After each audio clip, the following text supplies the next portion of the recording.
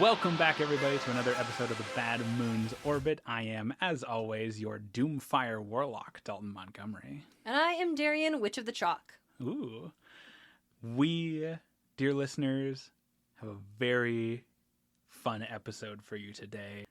If you are a longtime listener, you might have noticed that after last episode, we didn't talk about what we were going to talk about this episode. No, I'm left in the lurch. I have no idea. Nothing prepared.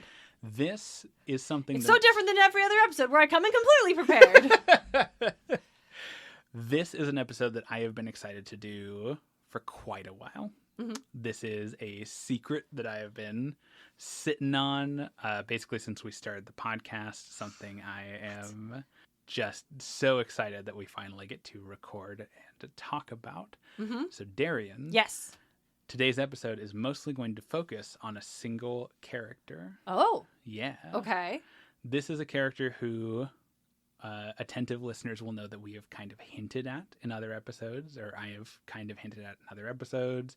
There have been a lot of, no, I'm not going to talk about that yet regarding this character. Yeah. Today we are going to talk at length about this character and what they are doing. This character is a potential ally of order, a potential ally in the fight against chaos. Potential is interesting. This character is the mother of Dextessa and Sinessa, yes, the twins of Slaanesh. You mentioned that, and then you were just like, and don't worry about that. Yep. We're just going to go in the opposite direction. And I was like, okay. Right now, this character is someone we've met before. No, what? Yes. Wait. Oh, God. Okay. So today, we are going to talk about a character that is near and dear to my heart, and I have had to bite my tongue so many times in the recording of this podcast rather than talk about her. Today, we are going to talk about a character who is always in frame, but rarely the focus. Okay. Until now. We are going to talk about the only person in Age of Sigmar who has ever achieved godhood after the Age of Myth. What? Okay. Darian. Me? Today. Oh, not me. Oh, no. God Darian, not yet. Darian, today we are talking about the newly ascendant goddess of murder. Ooh. Morathi-Khaine. Wait! Holy shit! I should have fucking known! The signs are all there! This is not surprising! Of course! Who else would it be? The whole time I was sitting here screaming, let Morathi join the club! Wow! All these listeners who know this shit, that must have been so annoying for you. every time you're like, let Morathi be a god, I'm like, Interesting. She's getting to it. Yes, today we are talking about the newly ascendant goddess of murder, Morathi-Khaine. Don't forget the hyphen. It's like Spider-Man. It's not a surname. It's the full name. Yes. Yep. It is her full name. The Shadow Queen, the goddess of blood, high matriarch of the daughters of Cain. But before we talk about goddess Morathi-Khaine, we have to talk about Morathi. Yes. How do we get here? I want to play a game. I want to play Darian tries to remember what she can remember. So Morathi's son was Malekith, but we changed his name. Yep. And she was like, I'm going to make sure you're the next king of the elves, basically. Yes. And that did not go well because they definitely murder culted some people and sided with some chaos gods. And it all went straight to fucking hell. But then they needed him to like be attached to one of the winds of the magic. And it was which one? Ulgu, Shadow. Yes, Shadow. And then everything didn't work, and they all ended up there, and then so did Morathi. And they're like, that's weird. And she's like, yeah, I don't want to tell you guys about the time I spent with the demon. So I'm just going to pretend that, yeah, it's weird too. I don't want to fucking talk about it. And then they chained up Slaanesh. And she was like, that's not going to last forever. And they're like, shut up, you're not in the club. Yep. And then chaos broke out, but Morathi and her son, whose name is not Malekith anymore. Nope. It's something Malarian. stupid. Malarian. I hate it because it sounds like malaria. He's just, I picture mosquito, which I think you've shown it to me, and he does look very mosquito-like. He's a little mosquito-y, yeah. They've leaned into it, which I do appreciate. And so chaos, even before Sigmar was able to roll up with his crew of Stormbreakers? No. Stormcast. Thank you. They never got a hold in Ulgu because Morathi and Malarian were like, fuck off. Yes. So, and then when we went to run things and get things in order again, we still couldn't really find where they were. Yes, correct. Yep. Previously on Dragon Ball Z. Yeah, I mean, you got it. Once the Stormcast arrive, they get to Ulgu. They can't find basically any of the elves for the majority of the Realm Gate Wars. Kind of our first grand epoch of. I know it's pronounced epic, but it's not as clear, so I'm gonna say epoch. This is a creative decision. Yeah, don't at me. Stormcast couldn't find basically any of the elf gods for the Realm Gate Wars, but fucking cowards. Right. Not Morathi, I'm sure she had a reason. Yeah, she had her reasons. Yeah. We are going to skip a little bit forward in the timeline to talk about this story specifically. I've wanted to talk about Morathi's ascension to godhood for so long that we're actually skipping over the Realm Gate Wars and the Soul Wars, the big event that happened afterwards. Yeah. Towards near the end of the Soul Wars, right on the verge of the Era of the Beast is where this story takes place. Why are we doing this one now? Because I wanted to talk about Morathi ascending to godhood. Okay. You're like, we could have waited, but I don't want to. Correct. Perfect. I love that. Go on. That's probably going to be a feature going forward. It's also part of our, because Morathi and her, Daughters of Khaine, are considered part of the Grand Alliance of Order, Sigmar's kind of Sigmar's new club. Yeah, Sigmar's new club. And I kind of want to talk about them a little bit together. We might not stick wholly to that. I don't know if we're going to talk about... the dwarves again super soon, just because we already talked about a lot of them previously, but we might catch up on them again. But yeah, Morathi is definitely part of the Order club. It makes sense to go to her from Stormcast, even if it's not chronological. Yeah. But yeah, Morathi-Khaine, right now, just Morathi. Just Morathi. During the Age of Chaos, like you said, Ulgu fared better than most of the realms. Malarian and Morathi have excellent control over the realm's shadow magic. It is very hard to go anywhere in Ulgu if it doesn't want you to. And we mentioned last episode as well, the All Gate that leads from Archaon's Fortress of the All Points. You go through it and you just don't show up on the other side. And it's like, oh, okay. You just disappear, which is terrifying. During the Age of Chaos, we know that Malarian and Morathi kind of have a falling out.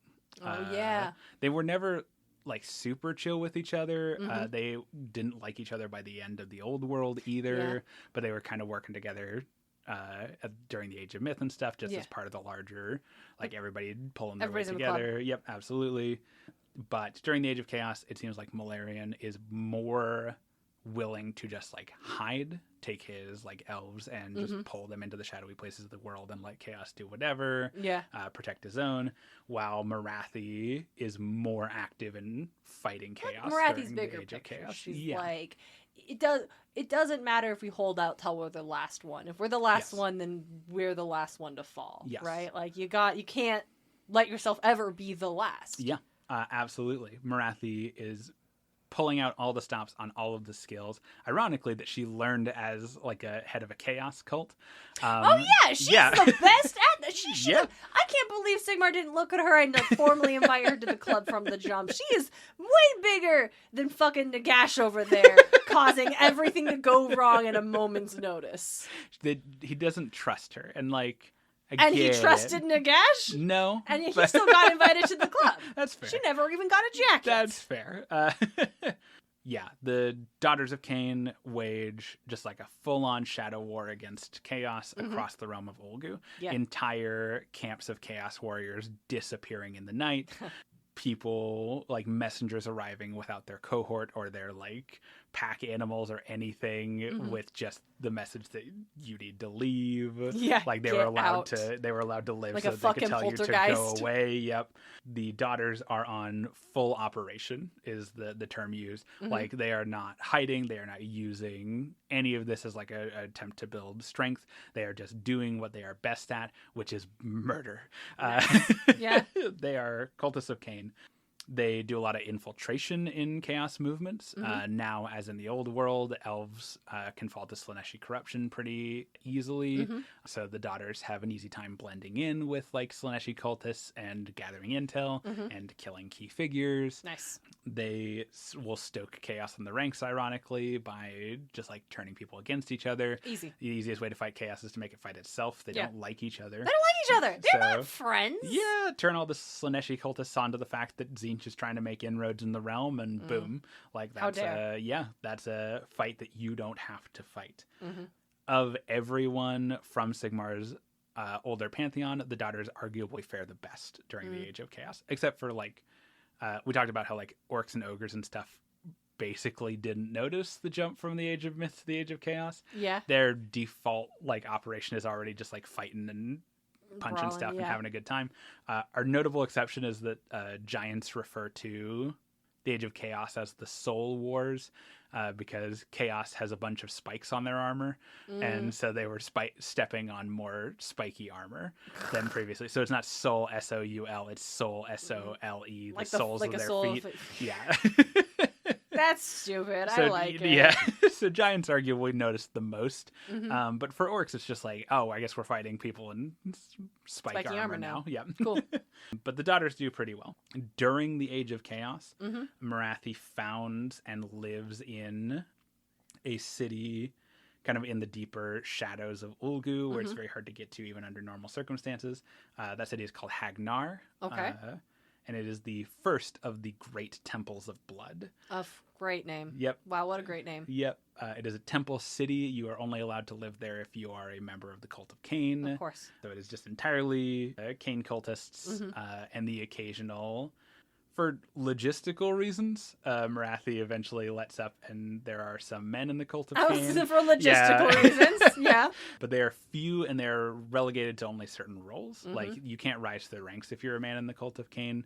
You just get to live here. This is basically what it comes down to. In Hagnar, she starts the first of basically, like, training camps for training other, like, Khainite priestesses. Morathi for a long time held a pretty iron grip on like the rituals of Khaine and stuff, all the different like miracles and whatnot she could perform because she was in possession of the heart. Yes.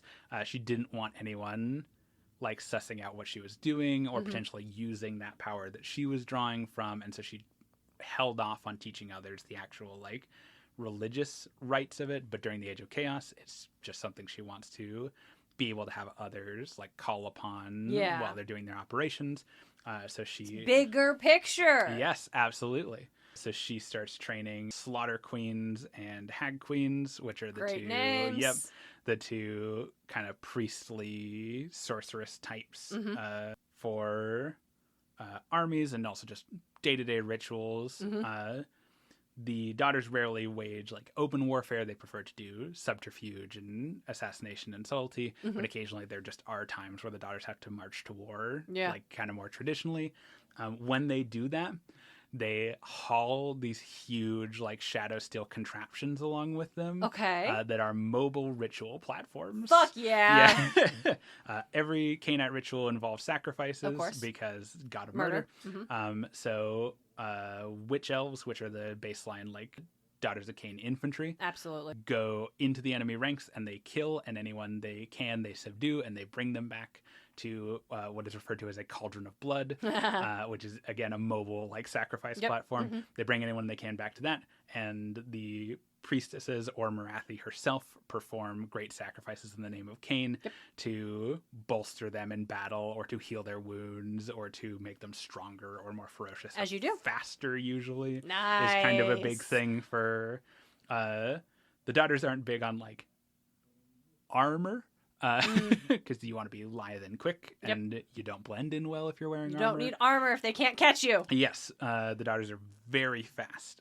We don't talk a lot of mechanics on this show, but of like armies in Age of Sigmar, the Daughters of Khaine are one of the fastest and one of the deadliest. Nice. They just don't have any armor. So they're not very tough, but they don't need to be if they kill you to death. Yep. They don't need to be tough if they stab you to death before you can get a single shot off. Yep. Morathi makes it a habit to personally fight alongside the daughters whenever there is a large battle. You love a leader who's going to get their hands dirty with you. Part of that is probably not propaganda, but just the image of it. Morathi's never under any true harm. She's still got the Iron Heart of Khaine. Oh, yeah, it protects her from being seriously injured. But it seems like she always shows up to what she anticipates will be the largest battle, partially so that the daughters can see her on the front line. Yep. Inspires confidence in a leader. I was going to say, yes. it really does boost morale. Yeah, absolutely. There's a difference between being a boss and being a leader. Yep, absolutely. And Teclis is a fucking boss over here. Morathi's a leader. Something that the enemies of the daughters and the other observers, the daughters will occasionally, the daughters prefer to, like I said, solve conflicts without anyone knowing that there was a conflict happening. Yeah. But there's definitely still times when just civilians will witness a fight between the daughters and chaos cultists or whatever, and they often report that while kind of modus operandi for Daughters of Khaine is just to kill everybody, it seems especially when they are fighting high-ranking chaos cultists and chaos armies and stuff, the daughters have started getting very good at taking captives. Oh. So generally, even if they take captives during a battle, that just turns into one big sacrifice at the end of the battle in the glory of the name of Khaine. But lots of people report the daughters hauling off high-ranking chaos warriors and Isn't stuff. that interesting? It is very interesting. But that's what we know Morathi's doing during the Age of Chaos. The daughters are kind of everywhere to the point where they build almost this kind of supernatural reputation. We talked during the Age of Myth sometimes you would want a Daughter of Chaos in your town. Yeah, a Daughter of Khaine temple. Yeah. Because your city might get attacked and you never even know it because the daughters would just took care of the problem. Yeah. During the Age of Chaos, that goes tenfold, where there definitely never was a daughter presence in some places where there was a reported daughter presence, because people would mistake a freak hailstorm killing stuff as daughters getting them instead. Incredible. They just get this huge reputation for any mysterious death in the realm, the daughters did it. Which That's so good. It's so good. I mean, when you are the cult of the god of murder, 100%. So jump forward to the Age of Sigmar. Stormcast have arrived. They have started their liberation of the realms. We are going to jump a little bit forward. They've secured a bunch of realm gates. They've built what are called storm keeps around important realm gates. Those are Stormcast fortresses. Cities tend to form around those just because if you live in the world, literally building your city around the supernatural immortal warrior house is pretty good insurance. Yeah. Yeah. The Soul Wars happens. We're not going to talk a ton about the Soul Wars here because I want to dedicate probably a couple of episodes to it. But the TLDR we need to know for this story is that Nagash is back to full power and he's a dipshit. He just fully goes bad guy again, basically. That thing we said last time where Stormcast showed up when Nagash's remains were still just partial remains. And they're listen, if you act out again, we're going to chain your ass to a star. Basically, Nagash plays nice just long enough for him to get enough of a bulwark of his own forces and do some crazy shit that insulates him from that consequence. And so they can't get at him to chain his ass to a star. Yes, absolutely. With giant sky-sized dragon. Yeah, it wouldn't be hard. So Nagash has basically wholly recaptured Shyish and split off from the Pantheon of Order again, just to be his own thing. Surprising no one. Yeah, absolutely.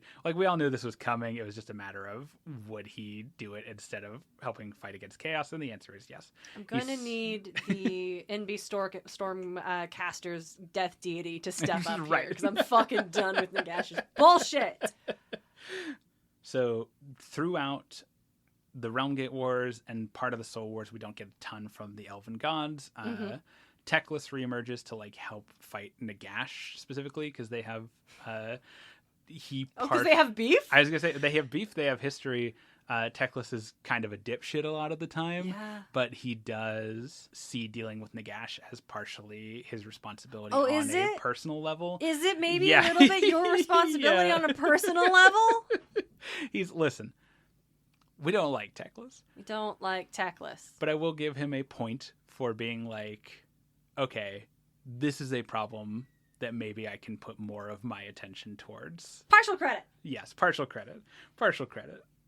We really don't get anything from... We still haven't gotten like a ton from Malarian. Mm-hmm. Again, he doesn't have a model range. He doesn't have an army. That's crazy. Yeah, right? How long has Age of Sigmar been like a thing? Coming up on like 10 years. Yeah. And he's like a important figure. Why not? The only thing we know... Show me the Shadow Elves. Right, we need him. We need him sometime. The only thing we know for sure he's done during the Age of Sigmar is he built a sub-realm out of shadows. That's cool. For the Stormcast. That's pretty cool. Yeah, that's pretty cool of him. It's his contribution to the Alliance of Order, where he's just like, I'm gonna indicating I am still part of the club. Yeah, he's like, I'm still gonna be over here. None of you are invited to my house, but I'll send you this package. Do not invite me to your Christmas party, but I will send a gift. Yes, you invited me. I didn't come. I sent a gift. Yes, we know that. Yeah, he built basically like it's a realm made out of shadow where everything is lies. The Stormcast can train against each other there without risk of injury. Oh, that's really cool. Everything is lies. What a good gift. Yeah, it's a really good gift. We do know that he definitely like bugged it.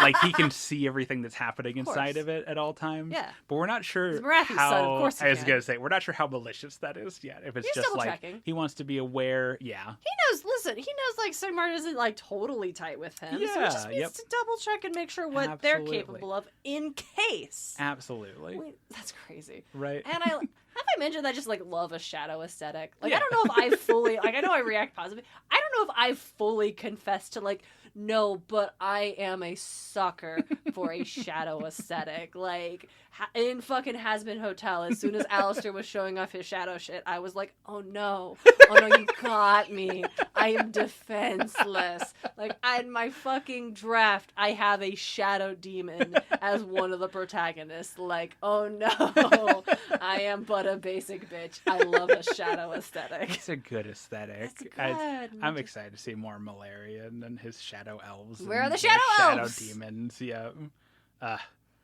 So they're all gonna look like mosquitoes, though. Like, yeah, right? probably. They probably will. They're not gonna look like sleek like I want them to. They might be sleek. I feel like fast is enough of a like Malarian Morathi aesthetic. Mm-hmm. We'll probably get some sleek. The Malarian was always the more like martially focused one, so I bet we get like sleek armored elves. They're cool. gonna be the tough like yeah. elite to Morathi's like this is an extremely fast murderer. That'd be cool. Yeah, I love something fast. While we're talking about like just like aesthetics and like trappings that get people going, I fucking love a fast character. Yeah. I am speed. My favorite, my absolute favorite. The Flash is my favorite DC hero. Mm-hmm.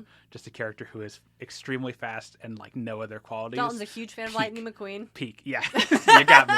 Ka-chow. I did love that movie as a kid. That was great. Quite that was a bit. super fun. It was very charming. One of like we Pixar's knock greats. it a lot, but like not we, but like I think yeah. society's like, oh, they just bought cars for the merch, and like they did. Yeah, they made cars and they made tons of money from it, but also like an endearing message. And then when Doc Hudson shows up at the end to like be on the headset and like coach Lightning, it's good. When Lightning like pushes the old. Listen, it's good. Here's your non-Age of Sigmar take for the episode. Pixar's Cars is good. Yeah. Now, we're not speaking on Cars 2, but Pixar Cars is a good movie. We're not speaking on airplanes, but Pixar's Cars is a good movie. So that's really what we know about, like, Malarian. Right? Okay. He's somewhere. He's hiding. He built a shadow boxing ring.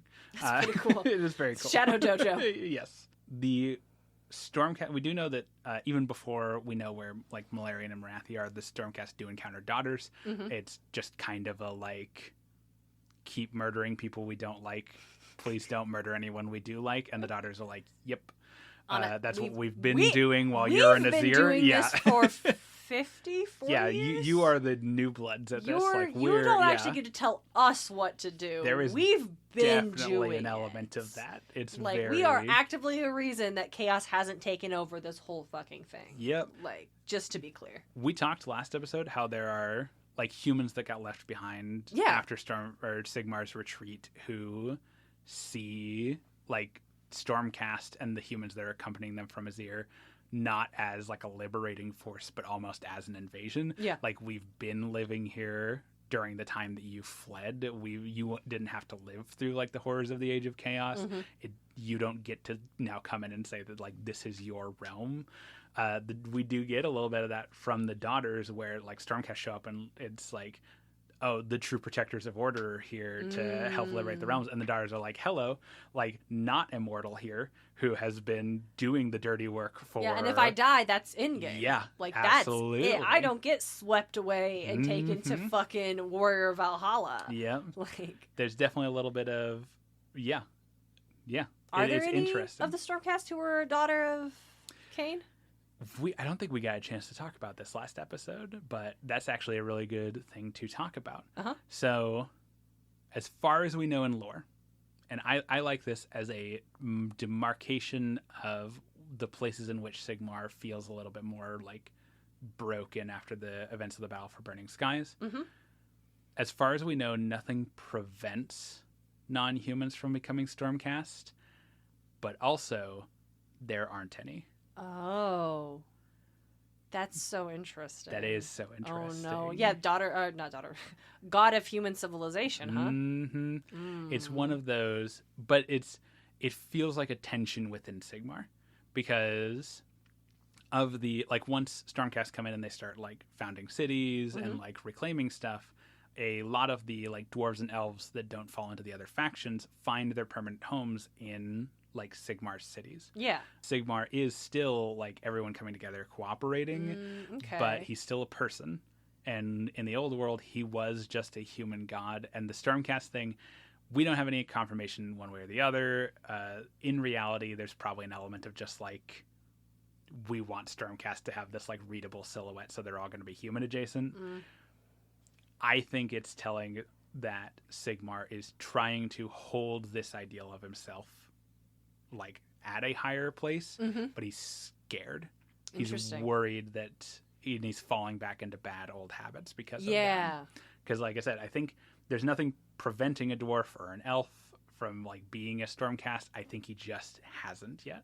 Interesting. And he maybe doesn't want to because he's worried for whatever reason. Like too many people that I can't totally, not necessarily control, but like account for. Yeah. Like he's like, I was human. I was a god of humans. I know humans. Yes. I can make a call on humans. Yep. I don't know what it means to be a dwarf. I don't know what it's like to be an elf. I can't predict what they'll do. Yeah. Come live in our cities. This is a place for the forgotten and abandoned things, and I will be your protector here. But I don't think I'm ready to cross that bridge yet. Yeah. Right, is kind of the idea. No, I won't let you be a protector. Yes, absolutely. Interesting. Also, cities... tons of daughters of Khaine definitely died fighting chaos. Right? Like that big thing? Right. Also, cities of Sigmar are, like, very cosmopolitan. I do want to, like, overemphasize that point, where, like, humans, elves, and dwarves are generally of, like, relatively equal population in a city, depending on where it's located. Obviously, there's more elves in some realms and dwarves in some realms. Yeah. But also ogres. Like, ogres. There's orcs in some cities. They have to take measures to like suppress whatever stuff they've got going on that usually makes them a bad fit for cities. Yeah. We talked about orcs before that have like they'll work as like a blacksmith or another industry that like requires their strength, and they'll just take a day out of every month to go smash shit in the woods because they need to do that to like suppress that urge to destroy. Good for them. Yeah. They self-regulate. Yeah. Ogres who live in cities, we don't really know why, but possibly through just like the influence of Sigmar's divine domain, feel the effects of that endless hunger less. Yeah, that's like a thing they have to deal with. Oh, that sucks. They feel it less if they live in cities for long enough, especially Sigmar's like founded cities for long enough. They actually kind of turn into like but they also get smaller because they have less of that like bestial magic in them. So they're kind of own distinct subspecies now called city ogres. It's yeah, kind of cute. It's a whole thing. I like that. There's a delightful miniature for the army that represents like normal human or normal population cities of Sigmar. You're just like everyday like men and women of the line. Yeah. You can get just like a normie ass figure, but we don't have one of Malarian yet. Right. I mean, okay. I'm not mad. I'm just I'm just confused. What are our priorities? We could go on a tangent, but it's a delightful figure. I'll probably put a picture of it in the Instagram post if I remember. But it is just of an ogre who has a backpack on with like a post nailed to it that's going like 10 feet up in the air with like a little basket for a guy with a gun to stand in. That's very good. It's so good. What? That's it's very good. So good. I love stuff like that. I love stuff like that so much. I am just going to gush for just a second about the Cities of Sigmar. That's what the army is called. The Cities of Sigmar army. I have never seen like a Mantra's army that makes it really feel like they are normal people who have been like, who have taken the decision to like fight for their home. There's like a big cannon unit that you can take in a Cities of Sigmar army. One of the guys that runs the cannon on that model is drinking a beer. Like, of course he's just a dude. Just a fucking Pabst Blue Ribbon. Let's go. We got a Coors Light. He's just a dude, and he wants to defend his home like anyone else, and like that's what's led us here. Yeah, that's very good. It's so good. I really like the Cities of Sigmar range. Okay, those are pretty great. But in the meantime, back to, Stormcast encounter daughters around. They just kind of stay out of each other's way is kind of the vibe, though there's some resentment there for sure. For sure. There was probably a no thank you for keeping things not at really. bay. Yeah. Like there was probably never an acknowledgement of the time and effort that they put into this. It was more just of a, okay, we're here now. Yes, you absolutely. Can stand aside, citizens. Thanks for keeping it warm for us. Yeah. We're the true defenders of the realms are here. We're here. Yeah, it's like, absolutely. Fuck off. Stormcast, we're gonna get a little bit of that. Y'all don't even go here. Generally, we like Stormcast. Again, like they are defenders of the realm. They have made the ultimate sacrifice. They're very cool. Eventually losing themselves. Their soul is literally being stretched apart every time. So like, it's not like they as an individual are fine. Yes. It's just they represent, that kind of like overbearing thing that Sigmar worked really hard to suppress from himself during the Age of Myth, that now he is feeling more strongly. Respectfully, it didn't work. No, I know. And that is Nagash's fault. Yeah. And again, we should have just hit his ass into a star. Yes. When he couldn't answer his goddamn phone.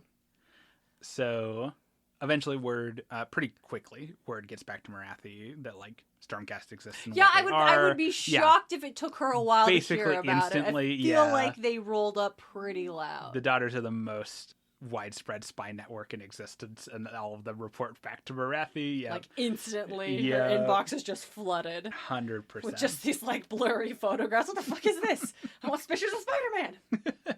And it takes her a while to make contact. Again, like I said, we don't really see her until mid-Soul Wars, and then she's doing stuff to like fight against Nagash because he's trying to make incursions into other realms. That's like a thing that happens in the Soul Wars. This bitch. Nagash tries to conquer a part of Hysh, which does not help the fact that Teclis wants to like chain his ass to a star. Yeah, right. But Morathi eventually goes basically to Sigmar directly.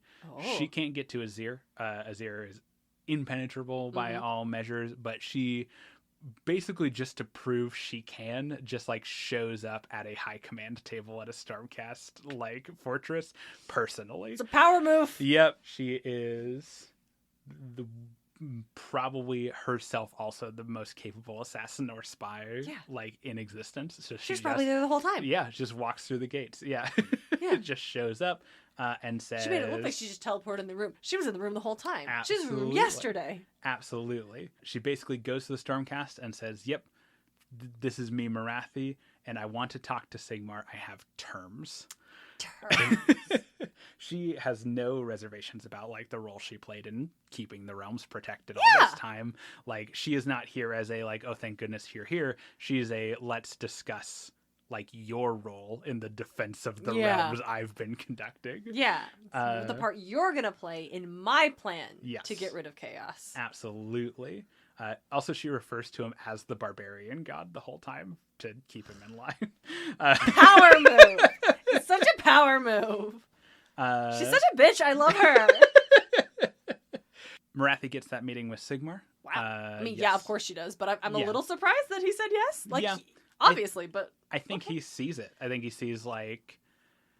Basically, from the moment he found her in the realm, Sigmar has been waiting for Morathi to do what Nagash has done.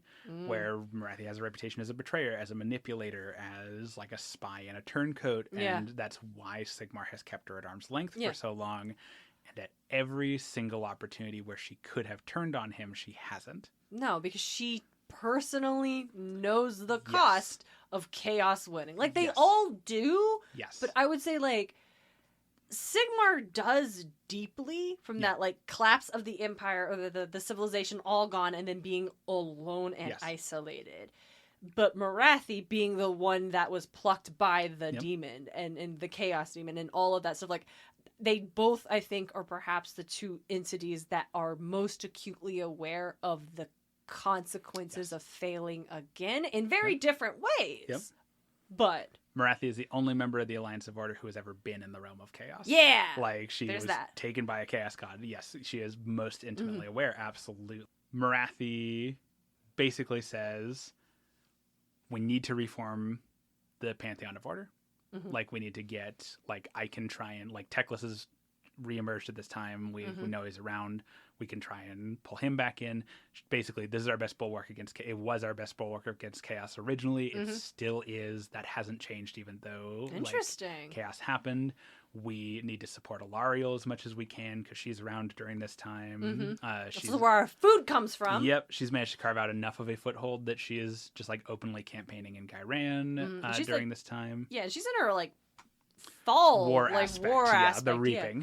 Which is the reaping is what fall is called. This is our dread queen, Alariel. Oh yes, and she is.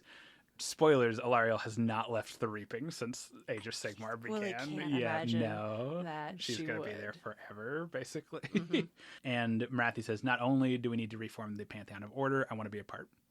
Like, I'm not a god, but you are going to give me a seat at the table where all the gods sit. Yeah. Because I was the only person who successfully led the defense of my realm during the Battle of Burning Skies. Mm-hmm. I am the only person who successfully led the defense of my realm during the Age of Chaos. Mm-hmm. I have never turned on you, even on the level of, like, I've never turned on you openly like Nagash has, nor on the, like, secret keeping and, like, not tending my realm like Teclis did. Yeah. Like, in every single step of this fight, I have been by your side. Does she tell him about the demon we have chained in the basement? Absolutely not. No, she doesn't. I have never once done anything you would. Let me list all the things I specifically did. Rather than making a broad general statement, I'd like to make some specifics, and we don't need broad general statements. Oh, God. Does Sigmar know? I think I asked this before. Today, in canon, like, does he know about the demon chained up in the basement? Okay, going on. Sigmar still does not know that Slaanesh is chained up in Ulgish. Okay, we're back to where we're at now. She gets a jacket. Yes. Yep. Sigmar agrees. Like, of course he does. He basically admits that it was a mistake to keep her off the Pantheon in the first place. Even though she wasn't a god, like, he should have taken her at her word earlier, and it might have helped before the Age of Chaos occurred. She probably would have been like, by the way, Nagash is up to some shady shit. Yeah. My girls have reported he's up to some shady shit. Just full acquiescence from Sigmar. He's just like, yes, absolutely. I never thought I would say this, but you, Morathi, are probably the person I can trust the most in this moment. So interesting. Right? And Morathi says, excellent, like, I want to talk strategy. Like, we'll get the Pantheon back together. We'll do get the like paperwork a later. big meeting here at some point. But right now, in the moment, while I have you, let's While talk. you're Yeah. here. Per my last assassination, let's talk strategy. Stormcast have a great hold on Akshi at this point in time. They founded the city of Hammerhall, which is so big it stretches through the realm gate we into talked about Ghyran. Yep.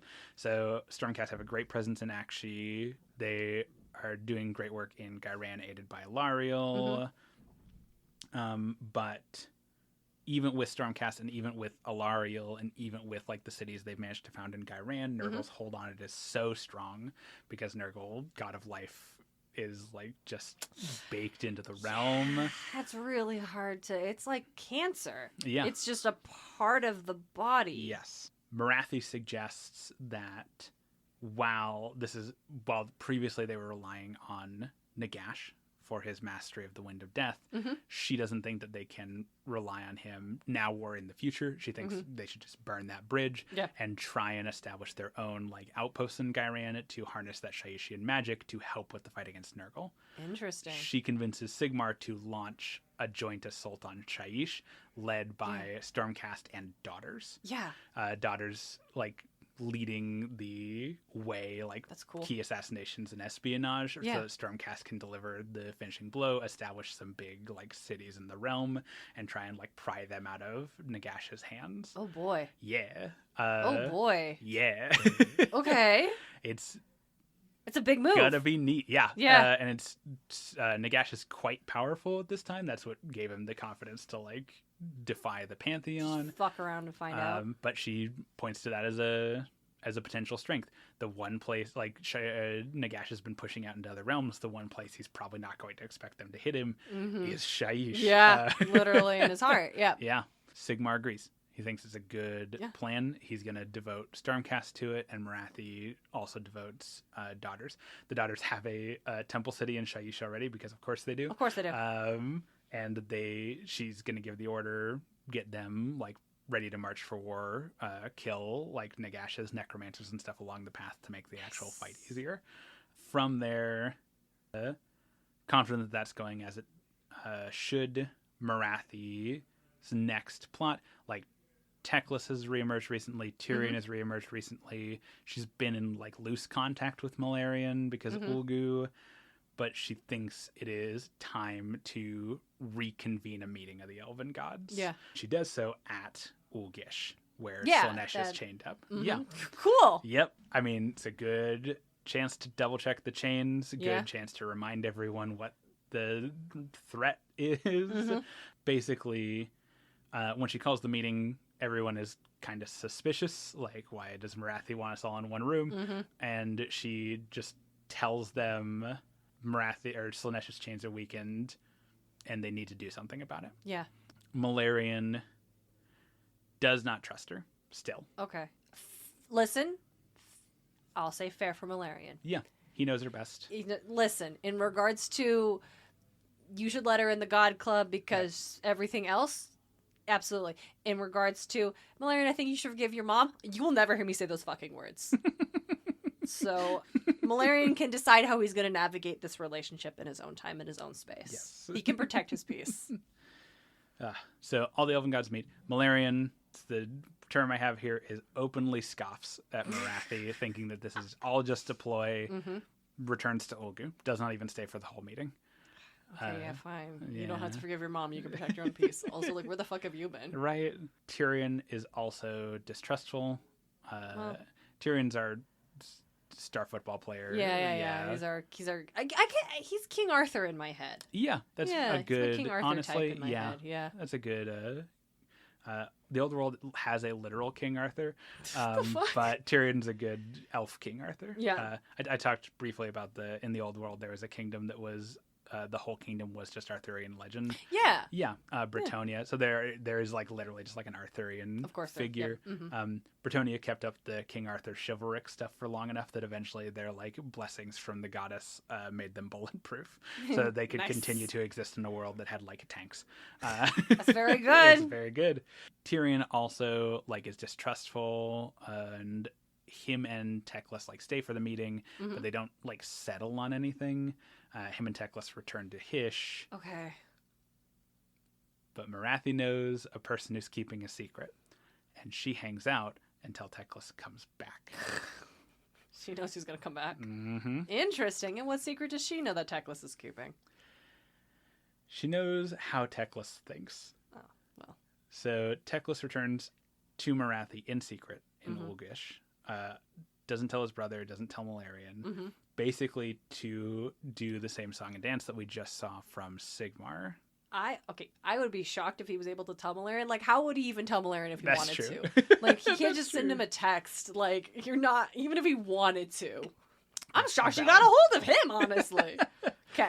Same song and dance as Sigmar. This is their terms. Yeah. Well, more so than that, Teclis also comes back with kind of that, like, if I had trusted you sooner, maybe things would have gone different. Interesting. Yeah. Like, Tyrion you couldn't do this with your brother? Yeah. Tyrion's our golden armored Boy Scout. He isn't going to, like, capitulate to someone he sees as untrustworthy because it would, you know, he's our King Arthur. Yeah. He's not going to deal with Morgan Le Fay. We'll never deal with Morgan Le Fay. Except for famously that one time. And we see how that worked out. Respectably. Yeah. Maybe he was right. But Teclis is first a pragmatist, right? And he sees the value that Morathi has brought to everything that's happened since. Yeah. And he kind of feels bad that he created a worse outcome by not trusting her sooner. Interesting. So it's from a different perspective. We love it when men admit they're wrong. Yeah. It's from a different perspective. Like, Sigmar's is definitely more of a, like, I betrayed your trust as a person, and this is me trying to, like, amend that. Whereas Teclis is just like, you are a potential game piece that I was not, like, letting work properly. You are a cog in the machine that... Sounds like Teclis. Yeah. That I hindered, and it led to a worse outcome. Yes. But he still comes back.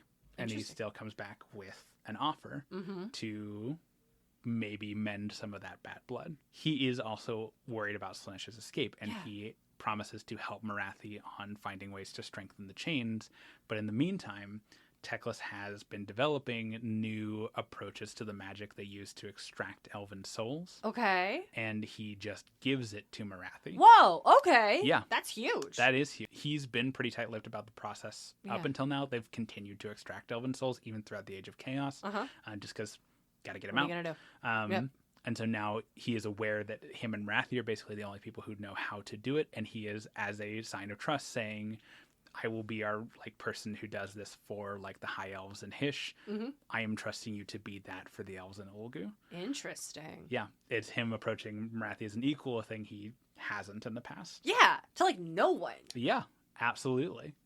And again, it's not really, like, a genuine, like, I want to treat you as an equal because I respect you. It's I see how capable you are. Yeah. And I want It's better that. to give you the tools so I can take advantage of how capable Absolutely. you are. Yeah. Absolutely. So we all can. Like, we talk a lot of shit on Teclis, but he is ultimately most concerned with the well-being of the world. He's also bigger picture. He's just never even once zooms in a little bit. Yes, that's exactly what it is. Too bigger picture. That is exactly what it is. So he gives Morathi the means, the advanced means of extracting new souls. Nice. And he gives her, like, the latest batch of souls that he extracted. Whoa! It's out of turn. It should have been his, and he just gives her those instead. Interesting. Bury the hatchet, like, okay. sign of good faith. Which is great. Yeah. So while all this is happening, Morathi leaves Ulgish. Not even Morathi's spies know about Ulgish because no one is allowed to know about Ulgish. Anyone know about Ulgish. Yep. There's a demon in the basement. You can't let anyone know. Morathi leaves Ulgish, returns to Hagnar, and her spies bring her word from the Varenspire, Archaon's fortress at the All Points. Yeah. They tell her that... So we've talked a little bit about Realmstone, right? Yeah. Every realm has its own physical embodiment of what it does. Almost none of them are stones, which is super funny. Aqua Garanis, the liquid that can cure any disease. Yeah, realm of life. Valuable. Yep. Carmenite, which is shamans, which can alloy into any other metal and just improves it. Like an alloy of shamanite and gold is just going to be tougher, more lustrous gold. Nice. Stuff like that. The All Points also has a realm stone. Oh, hey, okay. Yeah. the All Points is the connector realm. It is the realm with gates to all the other realms. Yeah. And so its realm stone, while not used a ton in the past because it wasn't super needed during the Age of Myth, when Archaon extracts it and finds it and starts utilizing it, he renames it Varanite. Okay. Because Varan is Archaon's like word for stuff he likes, I guess. I was gonna ask, like his fortress in the All Points is the Varan Spire. His most elite infant or cavalry are the Varan Guard. He's like a fucking 14-year-old who came up with one term he really likes and now uses it for his social media handles in like all the thing and will still be using it in a decade. Yes. Morathi spies return to her that Archaon has started an industrial scale mining operation of Varanite. Uh-oh. It doesn't take a lot of... like, Morathi is a wizard, but she's not, like, super study research wizard. Like, she's not, like, a techless where it's, like, her main pursuit. She just has magic she can do. But it doesn't take an expert to figure out that the realm stone of, like, the place of connections is probably going to be pretty good at making connections. Yeah. They have been mining that Varanite, and they have been moving it to the Heaven Gate. The All Gate that connects to Azir. Oh, yeah, we don't want that. Yes. Morathi predicts, and her espionage layer confirms, that, Archaon intends to use it to breach the All Gate to Azir, invade Sigmar's home realm, and the war right there and there. Yeah, that'll be bad. Can't let that happen. No. She takes the information directly to Sigmar, tells no one, not even Stormcast, and he, again, show good faith. Like, I trust you. That operation in Shyish is, like, ongoing, where they're making, like, excellent headway into Shyish already. He says, yes, we are going to launch a joint assault on the All Points. Yeah. And Morathi says, yep, I already have daughters at the ready. We have rolled out the cauldrons of blood. Yep. Rolled out the cauldrons of blood. And Sigmar just like, we're going to just move right past that. I'm not going to comment on it. Yep. Daughters sneak their way into the All Points to like establish a war base. Stormcast arrive at the All Points the same way they arrive everywhere on lightning bolts. So fucking cool. It's so cool. It's really cool. And Stormcast and Daughters fight side by side in the All Points. There's definitely a bit of like an Odd Company like comedy to it because Daughters delight in violence. They are cultists of the god of murder. Yeah. There is almost a gleeful performance to the way Daughters fight. Of course. Stormcast, meanwhile, are verging on grim. Like this is their like eternal obligation. Yeah.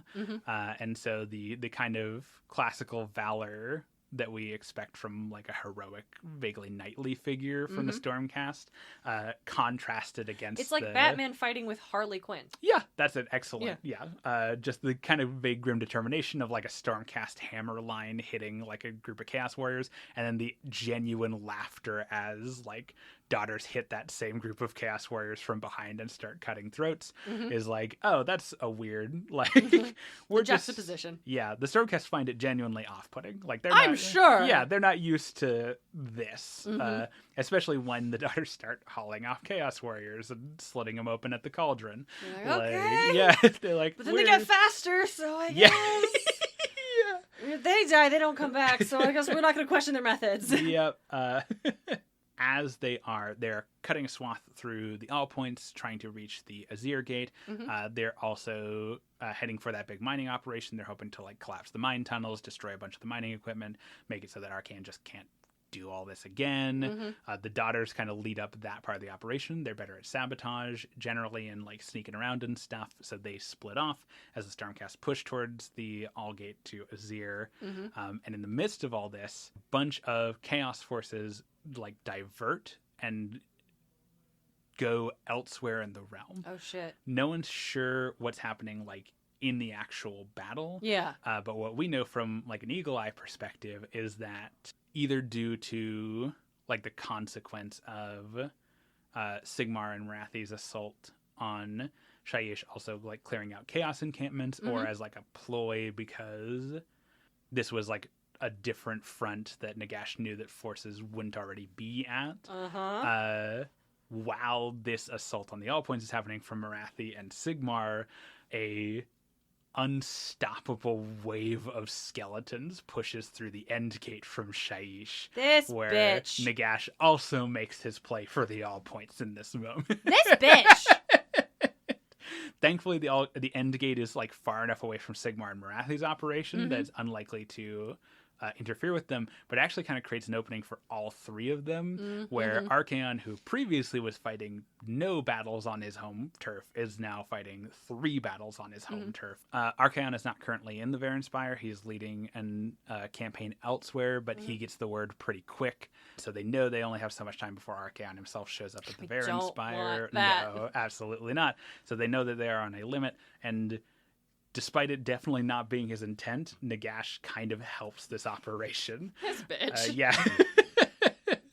Morathi's daughters like clear out the Varanite mines. They kill the miners. They kill Chaos Warriors. They destroy the mining equipment, and they report back to Sigmar basically as Stormcast have finished taking the like fortress that was built around the Azir Gate and either just like destroying the Varanite or scattering it or taking it back to like Azir, getting it out of Archaon's hands. We're not super sure what happens to a lot of the Varanite, but I would also rename it just to spite him. Yeah, right. Getting it out of Archaon's hands is the core thing. Successful operation. Stormcast actually end up. So like Stormcast and Daughters join up as like chaos is resurging, like forces pulled from other realms to reinforce the Varenspire, like showing up. The Stormcast do what they are meant to, and they do the whole like we'll stay and hold them off. A couple of memories is worth like saving mortal lives. You guys go. Yeah. Wow. Yeah. Okay. I mean, that is fundamentally what it is to be a Stormcast, to be fair. But also, like, as an expression of, like, reaching across the aisle of, like, this is a person we didn't even trust enough to let sit at the table for a while. Yeah. Stormcast are now willing to give up one of their limited deaths to make sure that the daughters, who only have the one, make it out alive. Daughters retreat through the Olgu Gate, which they can go through. That's fine. That's fine. Yeah. It's not going to talk about them. Of course not. Retreat through the Olgu Gate with the expectation that they are returning to Hagnar, mission complete, lick their wounds, all that. That's not where they go. There was just such a long pause, Dalton! The daughters do not go back to Hagnar. Okay. Also, I don't think I mentioned explicitly, but implied, Morathi is part of this operation. She goes to the Varenspire. It's good PR. And also, she's very powerful. Yeah. We want her there. It's good to help with the operation. So Morathi and the daughters go back through the gate to Olgu, but they don't go to Hagnar. Where did they go, Dalton? They have another destination in mind. Oh, like on purpose? Yes. Oh, okay. I thought this was... Yes. Okay. I mean, I'm still concerned, but okay. Where do they go, Dalton? So we're going to cut away from Morathi for a second. Shit, okay. And talk about the city of Anvilgard. Okay. So Anvilgard is a Sigmar-founded city in Olgu. It was a concession from Morathi and Malarian originally. Sigmar would have never been able to successfully found a city in Olgu if they didn't want him to. This was an early olive branch where basically, okay, you can set up roots here and like Stormcast will help devote their presence to protecting the area. Cool. Business as usual. Hands across the aisle. All that jazz. The influence of Olgu is still strong in Anvilport. Yeah.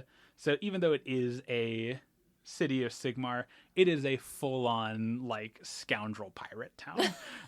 It is devious murders and back streets and piracy and smuggling and all the things you'd expect of kind of a turn-of-the-century, like, bad port. Such is the nature of Olgu. Olgu loves its secrets. Olgu loves its scandals. Not all has been well in Anvilgard for a little while. Can't imagine. Yeah. In addition to the normal, just like, we've got chaos attacks occasionally, and like the rogues are always doing their thing, and pirates come through and whatnot. There've been a string of high-profile assassinations in Anvilport recently. Interesting. It is interesting, isn't it? I wonder why that's happening. I do wonder why that's happening. City officials, important religious leaders, merchants, basically anyone with a valid claim to power is either being explicitly murdered or just disappearing. Just disappeared. Oh no.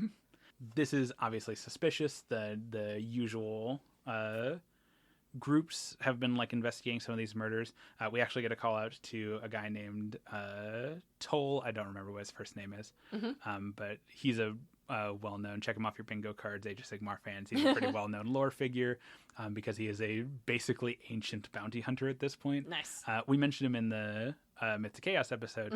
He's like 160 years old, but he exclusively works for Aqua Garanus to keep himself young. Yes, I remember him. Okay. Halavar Toll, that's his full name. Halavar Toll's on the case, and he has found that while everyone is aware of like the murders and stuff happening, they tend to catch the perpetrators. Like, obviously, a bunch of shady assassinations start happening in Olgu. Your first suspect is the daughters. Yeah. But it doesn't seem like they had anything to do with it. Interesting. They catch the murderers, and the murderers are as surprised as everyone else. Oh, weird. That someone is dead. Oh, odd. Uh-huh. Interesting. Yep. Okay. Toll concludes that they are seemingly under the influence of some mind-altering magics to commit these murders. So this is the situation to which Morathi arrives. Okay, so she rolls up. Yes. Okay. Morathi rolls up with the daughters, and not just the daughters that were at the All Points, coming straight here from the All Points without stopping to rest beforehand, but also legions of reinforcements from Hagnar. Oh, okay. Yeah. Why? So they arrive under the pretense of aiding the city with its current troubles. Pretense. Like, ooh, we hear that you've had some rough assassinations here. Let's help take care of that for you. But once the gates are open, that falls away pretty quick. Yeah. This is a city of Sigmar. It's in Morathi and Malarian's realm, but it has never been theirs. Oh, interesting. Oh, we're just gonna right away, huh? Like, we managed to get this pretty stable, and then at the first fucking opportunity. And as soon as the gates are open, it becomes clear that Morathi is not here to help. This is an invasion. Yeah. Morathi's daughters sweep into Anvilgard. They start killing guards. They start taking captives. It is just if you had like an aerial shot of Anvilgard, it would look like just someone taking like a red paintbrush and brushing it across a swath of the city daughters just take captives and explicitly don't take captives. But amongst all of that, they are very careful not to kill any Stormcast in the city. Yeah. Because they don't want their souls going back to Azir, where they can tell Sigmar what's happening.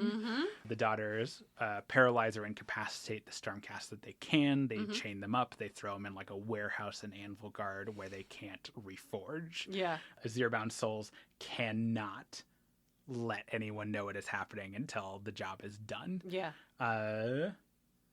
Morathi almost instantly brings Anvilgard to heal. It was not ready for an invasion of this size. Everyone who could reasonably mount a defense is dead. And the Stormcast are caught off guard, incapacitated, and thrown in a footlocker somewhere. Yeah. Right? Morathi rolls that cauldron of blood that she took with her to the All Points into the city, and the daughters start unloading all the Varanite they stole from the All Points, where they hid it in the base of the cauldron.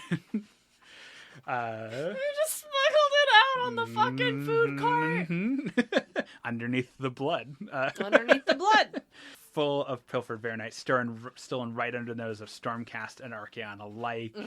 Those reinforcements from Hagnar do not arrive alone. I mentioned that during the Age of Chaos, Morathi was taking special note to kidnap a lot of high-ranking Chaos warriors. Yeah. They arrive with hundreds they just of keeping them in a fucking Chaos ice chest? warriors, yes. Cool. Barely enough to keep them alive through the forced march to Anvilgard. All of these high-ranking Chaos champions just herded around that huge cauldron of blood full of Varanite. Interesting. What was going to happen next? Morathi has Varanite that she stole under the pretense of preventing an invasion of Azir. We don't know if Archaon would have reached there eventually, but we have no indication that was his current plan. Morathi fabricated it to get Sigmar's help in getting to the All Points to steal the Varanite. Oh my god! Wow, first fucking opportunity! We learn that Nagash's assault on the All Points was not a quirk of fate. It was his end of the bargain for Morathi getting Stormcast to clear out a bunch of chaos forts in a part of his territory that he couldn't crack.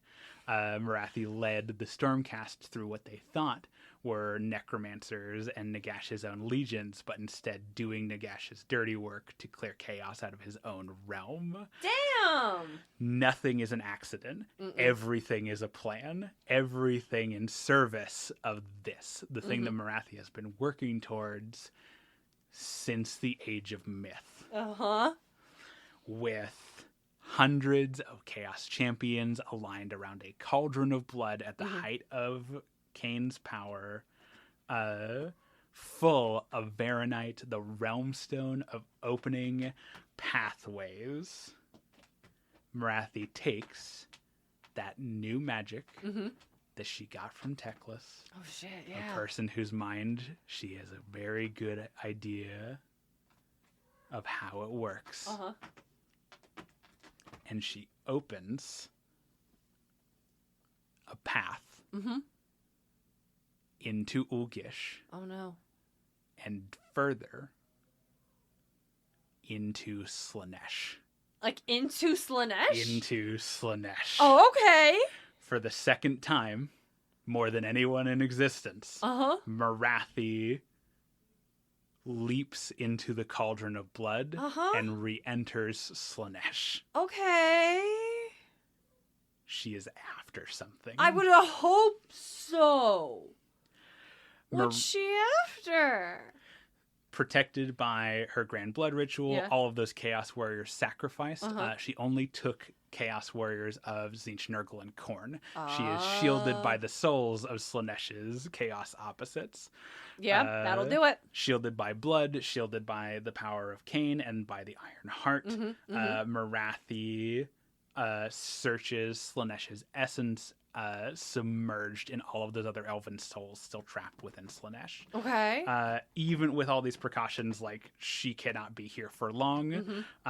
So she is following the light of elven souls by their brightness, by their strength, how much of themselves they have managed to hold on to by this time, and she is taking them. Yeah. She is collecting them and gathering up all the most powerful ones she can find. And then she takes what they have left for herself. Of course she does. Morathi pulls the essence out of all of the brightest elven souls she can find, destroys them to take that into herself. She robs them of their spark of divinity. Oh, God. And the last one soul that she pauses on as she is doing this. We don't know who it is for sure. Okay. But we get a peek at, for every edifice Morathi has erected around herself as being this cold pragmatist, this like steely-eyed high priestess of murder who only acts to benefit herself, and everything is a pretense and everything is a plot and everything is a scheme. She pauses on someone we're pretty sure is Anarion, the first Phoenix King of the Elves. Oh, shit. The father of her son. Oh, my God. And the only person she's ever married. Morathi was a Slaaneshi cultist, and she was a powerful, like, self-liberated woman. We know she had what she wanted to do with however many people she wanted to do it with. She never remarried after Anarion. Oh. The cold high priestess of murder, maybe somewhere after endless millennia, still held some love for the father of her son, her first love. but he is a good and noble man. Mm-hmm. And in that moment of hesitation, his soul lashes out and strikes Morathi. Yeah. And cracks that Ooh. protection that she has from Slaanesh. She recoils in rage. She drains the divinity from Anarian's soul. Yep. Mm-hmm. And she screams in rage as she flees Slaanesh. Mm-hmm. As like chaos starts to pour into the crack in her armor. She reemerges from the cauldron of blood, gasping for air, feeling like Slaanesh's presence, like digging its claws into her as she made her final escape. I'm going to ask you to look at the visual reference for the first time. Before we started recording, you said, oh yeah, you'll be looking at it pretty quickly. You could have been looking at it before now, but I forgot. A lot of it is just pictures of Morathi. Cool pictures of Morathi, but near the end, there's the important one. Okay. Yep, I see that. Yep. If you zoom in, there's also her little form standing in front of the cauldron. Yeah! Morathi reemerges into the mortal realms from the cauldron of blood, not as Morathi, but as the new goddess of murder, Morathi-Khaine. Yeah. And more than that, this cauldron is exploding. It's super cool. Yeah. It's one of my favorite AOS pictures. More than that, Morathi and Morathi emerge from the cauldron. So we've talked about before how Morathi's true form is that huge, snake monster. Winged serpentine lady. Yeah. But she uses shadow magic to make conceal, herself look like... for espionage and for pride, maybe it's what she used to look like. That crack that Anarian made in her armor that allowed chaos to seep into damaged her soul. Yeah, Morathi's body couldn't go back into Slaanesh, only her soul was in there. And in that moment, Morathi's soul was split in twain. Damn, okay. When she reemerges into the world, part of her soul has inhabited the illusion that she casts around herself and made it real, and the other half has inhabited her real body. Morathi so interesting. Is so good. Morathi, like different parts of her, end up in different parts of her body. Morathi's cunning and subtlety and political conniving and like coldness end up in her smaller, like illusory visage. In many ways, those parts of her that are illusory, that coldness, that subtlety and like roguishness, and her rage, the everything she has ever felt about being denied godhood, about being denied the throne for her son, about the fate that she spent, the time that she spent in Slaanesh originally after the end of the world. All of those raw, real parts of Morathi end up in her true half. Yep. But that's not the half that's good at illusions. Oh, yeah? Nope. Little illusory Morathi comes to be known as Morathi. Yeah. The larger one she calls the Shadow Queen. It's very good.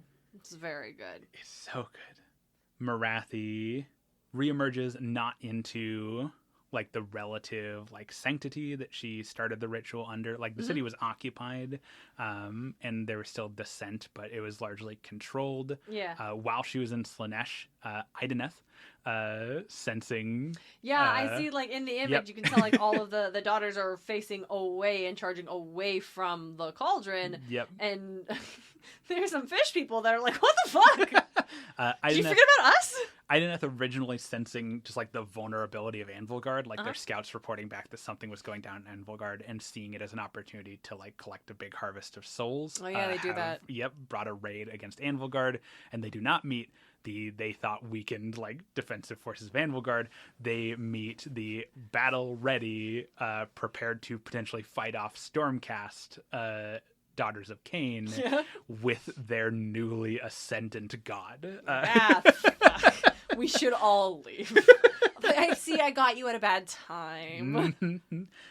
Little Morathi. Little Morathi. It's like little Leona at the end of Haunted Mansion. There's just a little Leona figure who's the one that says bye. to make sure you come back with your death certificates. Who's the actual voice of the Imagineer who did the face model for Leona and the Ball. Fun. That's not the same voice. They use a voice actress for that. Yeah. But the little Leona at the end is the voice of that woman whose daughter is also an Imagineer. And so when she passes by there, she can hear her mom's voice coming out of the ride. That's really nice. Yeah. I like that. This is not like that at all. No, yep. I tried to stop because emphatically, Little Morathi just is Morathi. Like the Shadow Queen is the Shadow Queen. Yeah. But I'm gonna call her Little Morathi because that's what everyone calls her. It's funny. When you play her in game, you have both Little Morathi and Big Morathi on the table at the same time because they're different person. Yeah. And it's much faster to just say, yeah, I'm going to cast a spell with Little Morathi instead of I'm going to cast a spell with Morathi. Which Morathi? Little Morathi. Yeah. No, I get that. Yeah, absolutely. So I'm going to call her Little Morathi.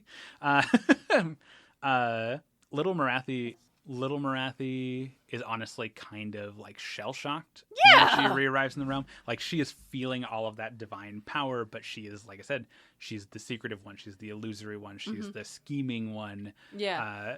Her first instinct is to hide when she reemerges from the cauldron, but she can't do that because what kind of image would that send for your new god to run from a battle? Yeah. Big Morathi feels no such compulsion. Big Morathi is all of that like rage that Morathi has swallowed for decades, for centuries, just all coming to bear at once. Big Morathi emerges from the cauldron and just starts annihilating Ideneth and daughters, if we're being real. Just like indiscriminate killing. Big Morathi can turn people to stone, which I think is very funny. Just really getting the Medusa. Gorgon. Turning Ideneth to stone, turning Ideneth into red smears on pavement, using the full bulk of her body to just smash and stab, and not even like Little Morathi fights with like a dancer's grace. She has that full daughters thing going on with that spear that she wields. Big Morathi tends to as well when she's more composed, but in this moment, she is just murder. Yep. She is murder incarnate. She is feeling the full weight of becoming a god, and she is mad. Morathi-Khaine does not struggle even a little bit, fending off the Ideneth and taking full control of the city of Anvilgard and renaming it, newly christening it as the latest temple city in Ulgu, Har-Koran. Nice. Har-Koran honestly kind of returns to business as usual. Yeah, I bet. Yeah, it's already a port of skullduggery. There's a bigger daughter presence than there was before, but it's just another temple city now. Yeah. Like, Morathi fully intends to continue to rule from Hagnar. But she stays in Har-Koran for a little bit because eventually they were going to escape eventually, or someone was going to come and check on them. Stormcast get out. Yeah. They get to Sigmar. They tell him what happened. He's pissed. The Stormcast arrive at Har-Koran. Yeah. Unacceptable. He put his trust in Morathi, and she betrayed him instantly. It was her plot. That was planned the whole time. Yeah. For her godhood, for the godhood that she felt rightfully denied. The only survivor of the old world that didn't get to be a god. Yeah. This was her. Fair, you got snatched by everyone else. Kind of came over here in a different route. Yep. So she paid her dues. Yeah. She kept Ulgu safe for the entire Age of Chaos. She did. And if this is a reward too far for her, then they can try and take it back. Is her reasoning. Listen, we support women's rights. We also support women's wrongs. Stormcast arrive at Har-Koran. They fight Morathi for it. She fights them as Morathi and the Shadow Queen in tandem. The Ideneth turncoat. They are always looking for divine allies away from Teclis, and they think Morathi might be their ticket for divine protection. The Ideneth emerge from the sea and help fight off the Stormcast, and Morathi's beck and call. Yep.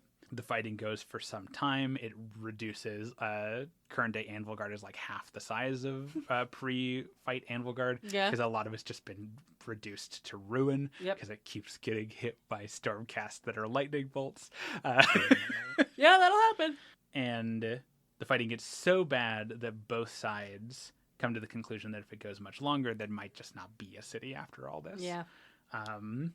Eventually, the Celestin Prime arrives. Our big number one wields Galmaraz in Sigmar's stead, the first Stormcast ever forged.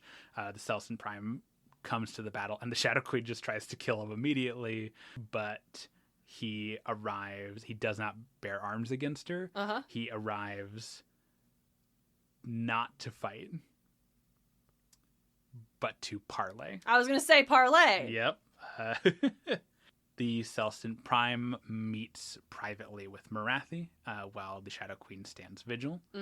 No one knows the details of the deal struck between Morathi-Khaine, Goddess of Murder, and the Celestin Prime, Hammer of Sigmar.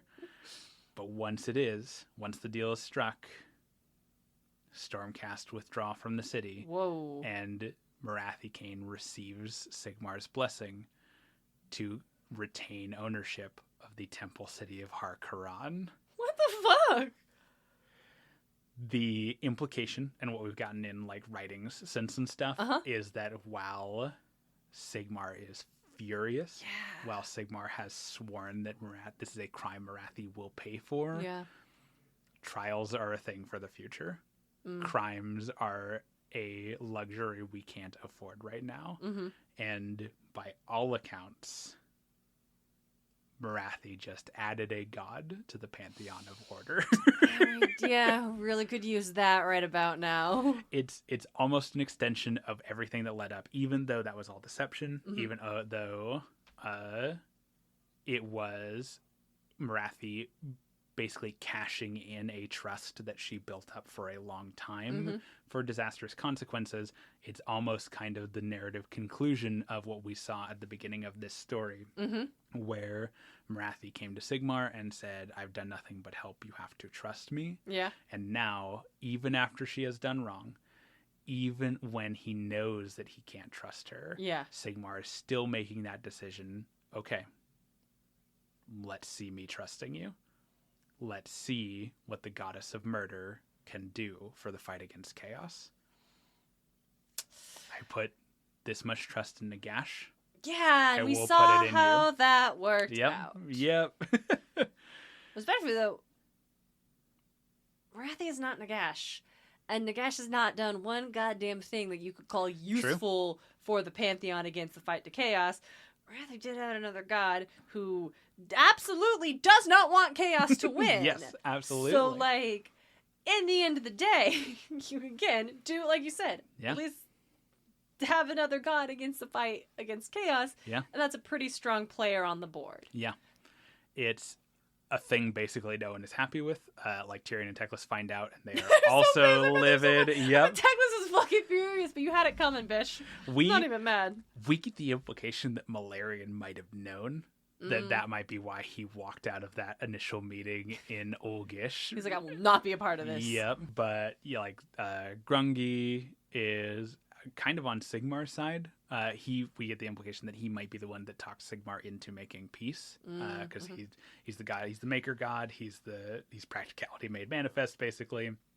If he's like, it's like the craftsmanship is impressive. You have to give her that. Perfectly executed plan. I mean, I don't think she intended for her soul to get split in twain, but other than that, speaking of her soul getting split in twain, when we call Morathi-Khaine the mother of Dextessa and Sinessa, what's up with that? When Morathi's soul got split in twain, part of it leaked into Slaanesh. And through that like bubble of divine protection from the other gods, it did not just get absorbed into Slaanesh, it got incubated. And eventually, it's like Zeus vaporizing Selene and then putting the fetus in his leg. And then it became the baby Dionysus. But weirdly less weird. Interesting. That like piece of Morathi's soul just like incubated within Slaanesh and then was eventually expelled. That was the newborn that we talked about in the Slaaneshi episode, which was just basically a huge egg that eventually hatched into Dextessa and Sinessa. Nice. They mirror Morathi. Dextessa is cunning and conniving. They are referred to as the voice of Slaanesh, and Sinessa is brutal and vicious and rage-fueled and referred to as the Talon of Slaanesh. Is Morathi aware of this? I don't know if she's aware that she caused Dextessa and Sinessa. Yeah. She knows they exist. Yeah, sure. She's aware they've exist. immediately started like fighting in Olgu. Yeah. They cause problems, but like, is she aware? I think she's probably smart enough to figure it out. I think is the I don't think there's been any explicit confirmation. It's probably like, that probably had something to do with it. Yeah. Can't do anything about that now. Yep, but that's the situation. Morathi-Khaine so fucking crazy. It's so crazy. That's great. Morathi-Khaine, Goddess of Murder, pulls off the ultimate A-Team style plot to ascend herself to godhood. And it worked. It worked. Oh, did it work? She had everyone fooled. She got Sigmar on her side. She played every single person in that situation and came out a goddess for it. We're almost done with this episode. I just do want to talk about a couple more things because we're doing the Daughter of Khaine episode. Morathi continues to operate basically as she has, except as the new Goddess of Murder. She has actually upheld the illusion that she is the High Priestess of Khaine because she's built her whole organization on worship of Khaine. She doesn't want to lose like any power of people defecting. People picking Khaine over her. Yeah. No, he is not an option. Yeah. So she still has the Iron Heart. But what she's started doing, this is so funny. What she has started doing is she has started just like swapping out statues of Khaine in the temple cities with statues of her. Yeah. And claiming that she is, they're not explicitly statues of her. She is claiming that she has found like ancient religious texts about people who used to worship a feminine form of Khaine. She is planting. Ancient from where? Ancient yeah, from where? no, this absolutely. This is from your old fucking world. What do you mean you found ancient where? Yep. She is fully. So she never explicitly says, "Oh, I exactly resemble this feminine aspect of Khaine from ancient times." She just puts the statues out there and lets people come to their own conclusions. It's very much, all right, pagans, you can keep doing your winter festival, but it's for our god now. Yes. We have like one more named character I want to talk about because I think she's extremely funny. Her name is Crestula the Crone Seer. Okay. I need to double check her name because I don't want to get that wrong. She has a model. She's very great. Crethusa the Crone Seer. Crethusa? Crethusa. Like Medusa, but Crethusa. Oh, Crethusa the Crone Seer. She's a big crow-winged lady. Cool. Actually, I have a picture of her on my phone. That's her model. I like her very much. I do like her very much. She's very good. She is, as her name implies, she is a seer. She has the limited ability. She can't see into the future because that's a right reserved only for Kairos. Yep. But she gets visions of like secrets and stuff. She's attuned to the magic of Olgu. I like that. And she has started to lead kind of a like apostle group within the Daughters of Khaine, radicalized by the insane idea that Morathi actually killed Khaine and is taking his place. That's crazy, right? That's crazy. That's totally crazy. How would you look at everything that's happened and then come to that conclusion?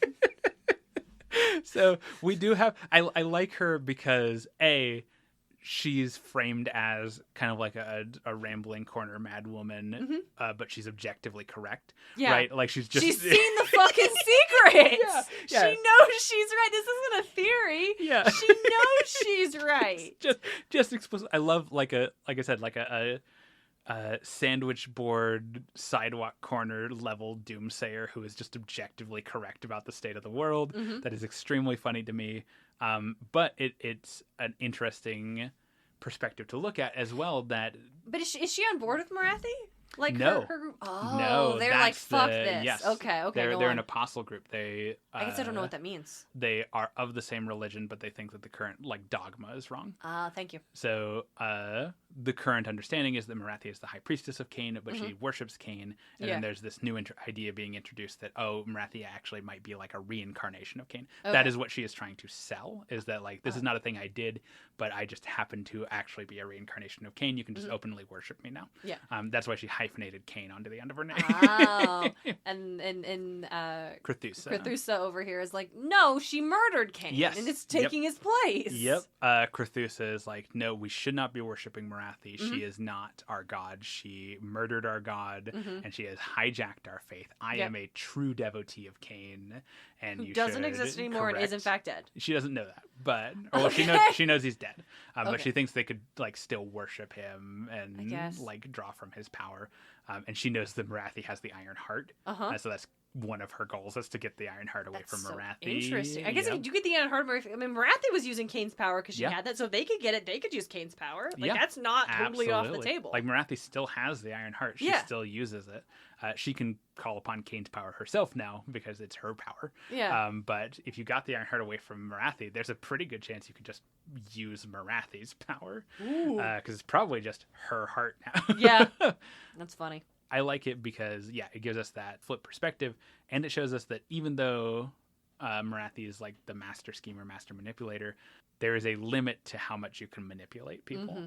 Like, someone's going to see through it. And so the fact that we've got kind of this like religious schism brewing within the daughters, who up to this point have been this kind of ironclad like assassin order of like religious zealots. Mm-hmm.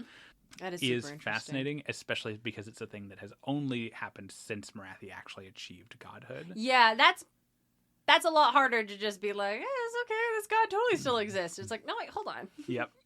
And it speaks a little bit to like the metaphysical impact that stuff can have in a setting like Age of Sigmar, because there's kind of also the implication that the reason we're starting to see cracks in the Daughters of Khaine is because we've seen a split in Morathi. Yeah, that also makes sense. Yeah. Morathi and the Shadow Queen share some like knowledge and memory and stuff. They're still parts of the same soul, but they don't have to. Yeah. We know that there's stuff that Morathi doesn't share with the Shadow Queen and vice versa. I was going to ask, and they argue a lot. I'm sure. Yeah. The Shadow Queen wants to be more decisive. She wants to go and strike out at their enemies. And also she's just generally angrier than Morathi is. And so, yeah, I don't know. I think it's it's one of the things I like when we tell these stories about these big figures and this like big magic and like Apotheosis to godhood and stuff. Like, characters don't change who they are through Apotheosis inherently. Yeah. But the fact that you can take a person and all parts of her are that same person, but by separating them in that way, it creates tension. Yeah. That was already there, but just one side was able to like push it down. Mm-hmm. And how that ripples outward into what was previously otherwise. And now one of them is massive and literally a goddess. Yep.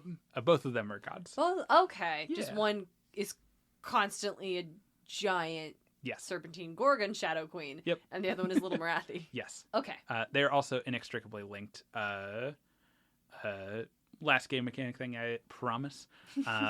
In-game, Morathi has 12 health, which is kind of low, actually, for like a monstrous character. That feels low. Your average like big monster character is going to have like 14 to 16 probably. It's a little bit low, but that's because... How many does Alariel have?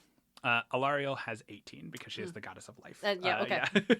Alariel has 18 because she's the goddess of life, and she heals like 2d6 of health every turn. Interesting. And then she heals extra 3 health at the start of every turn. Yeah, is there a reason you like know this off the top of your head right now, Dalton? Like, are so intimately familiar with these stats? For the curious, I played a game against Sylvaneth today that maybe some of y'all will see at some point. Ooh. Where I failed to kill Alariel like 4 separate times by like 1 health, and she was just full health again immediately. Like, I could have done like 50 less total damage that game, but like 2 extra damage in 1 turn, and I probably would have won. Anyway, Morathi has like 12 health in game, but the reason that's low is because she is the only character in the game who can only take like a certain amount of damage each turn. Oh. Yes. Every turn of the game, Morathi can take a maximum of 3 damage. Oh. Period. Why? Iron Heart. Iron Heart. I think you told me this. Yeah. I think I remember this. Iron Heart, yeah. Yep. The Iron Heart protects her. So there are 2 turns per round and 5 rounds per game. So 10 total turns. Oh my God. So bare minimum, or like if you do everything right, you can maybe kill Morathi like 40% of the way through the game, and you're not going to do everything right because she's huge and terrifying and does 1 billion damage. But if you kill either Morathi, both die. That makes sense. Because they're still inexplicably linked. They are the same soul, so like they can never turn on each other fully. Oh, that's so interesting. Yeah. And the Ironheart makes them both really hard to kill anyways. Even in game, like if you kill Morathi in a game of Age of Sigmar, she doesn't actually die. She just like slinks off, returns to Ulgu. But yeah, in fiction it would take an immense amount of power to kill Morathi. As much as any other god. Like, it would probably take, like Teclis or Nagash or Sigmar, like personally showing up to fight her. Because godhood. And they're and not going to even do that. Then on top of that, because the Ironheart of Khaine. But Morathi and the Daughters of Khaine are aligned with Order. Yes. Nominally, yeah. Nominally. It's one of those. There's one, like, we talked a little bit in the last episode about the Grand Alliances and how they're not literal alliances in a lot of respects. They're just, like, similar goals. Yeah. Morathi is definitely on the periphery of the Grand Alliance of Order.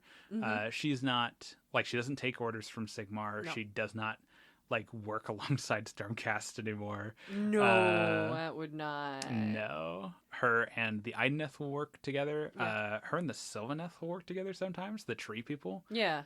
Because Sylvaneth are generally just mostly focused on, like, the preservation of nature. Yeah. Will work with the Lumineth still, which is fascinating That's to crazy. me. Yeah. I think it's that Teclian pragmatism. If Sigmar's, like, acceptance of, like, Harkonnen and, like, her ascension to godhood was just, like, I'm furious, but we need her in this fight. Teclis's was probably also in that line of just like, wow, good plan. Damn it. And he's probably just like, oh, shit. Yeah. Also, Why didn't I think of that? He was dealing with his own stuff. He was fighting Nagash while all this was going down. So he has other problems. But yeah, Morathi will work alongside the Luminous still. Again, that like kind of raw pragmatism. And even though Stormcast won't willingly work alongside Daughters still will show up and like kill stuff that Stormcast are fighting. Because they're so fucking pissed when they do it too. Oh, absolutely. Because Morathi, for all her faults, does not want chaos to win. No. So she is definitely on the periphery. Like the Idoneth are on the periphery, where like most other Order factions don't want to work with them because they steal souls. Yeah, they're really scary and they steal souls. Yeah. Like that's upsetting. But also like Cities of Sigmar won't work with Lumineth. Interesting. Yeah, there was an event that we'll talk about this real quick. Okay. There was an event that happened that really soured that relationship. There was there's that Lumineth headspace of like, we're going to do the big picture thing that benefits everybody, even if it does real bad for people here in the moment. And also some of the nations of Lumineth, of Hysh, don't really hold non-elves in general or non-Lumineth specifically in very high regard. I'm not surprised. And so there is a incident we know of where a city of Sigmar, like a full-on city, was flooded because the Lumineth needed to like channel water into a space for a huge spell to attack chaos, and it was just easier for them to do it rather than try and organize an evacuation effort first. Yeah, I also wouldn't work with the Lumineth anymore. Correct. Yep. Yeah, no. Correct. It's definitely the most. I'm going to introduce you to a fun term we have here in Warhammer called Grimderp. That's one of the things is like so obsessively or so excessively just like dark and that it turns stupid instead of being Lumineth flooding a city of Sigmar just because it's faster than organizing an evacuation effort is definitely strays into Grimderp for me. Like the Lumineth are like hardcore pragmatists, anti-individualistic pragmatists, but they're not that far. Not in my opinion. I don't know. I don't know. Teclis let his niece get fucking murdered so he could corrupt. And it didn't stop Nagash from coming back. Yeah. It just kind of hindered him a little bit. Yeah, that's true. That's true. And it was, I can't remember what Lumineth nation it was, but it was one of the more just like, there's one of the Lumineth nations that like only drinks like settled water and eats stale bread because they think sensation is a pathway for Slaanesh. And I think it was them that did it because they just like try and deprive themselves of all emotion. Yeah. And so that's a very like, nope, the math checks out. Flood it. Like, yeah. So I guess that tracks. Listen, it can still be derpy as hell, and also like, that tracks. Maths. Fucking maniacs. Right. But yeah, that's Sigmar's really cutting down on the people he's willing to work with, though. And like, I don't blame him on those things, but simultaneously, I mean, it's not like, they're pretty big things. Yeah. It's not like they're just like little, like, infractions that ruffled some feathers. Like, no, flooding a whole ass city and everything Morathi just did. Yeah. And also the Ideneth Steel Souls. Yeah. Which I bet the Stormcast specifically don't love. Yep. Yep. The Grand Alliance of Order is pretty frayed. Like, it's, again, it's the most Alliance of Convenience out of all of them. For a while in-game, their thing was that it was easier to, like, if you have a, like, Stormcast army, it is easier for you to bring some units from like Lumineth or some units from cities or some units from Caradhran Overlords, the like Sky Dwarves, than it would be if you had like an orc army to bring some ogres or whatever. Like that was just their like Grand Alliance thing. But that's kind of fallen away in recent as those alliances have gotten more frayed. Yeah. Where Order doesn't have as much of a like unifying identity anymore as everyone kind of approaches it from their own directions. I feel like this was exactly the problem we had in the Age of Myth. Correct. Everyone was just doing their own thing. And when it came down to it to have a grand stand, it all fell apart because no one had the same playbook. Listen, history and doesn't... also Nagash was there. History doesn't repeat itself, but it rhymes. But it rhymes. It's poetry. It rhymes. Yep.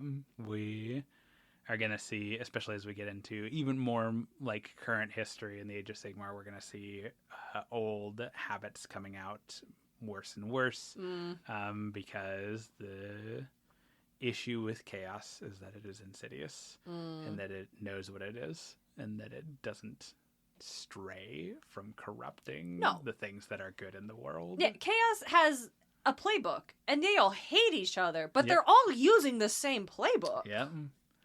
100%. Damn. I don't think this is going to work. I don't know if this is going to work out, guys.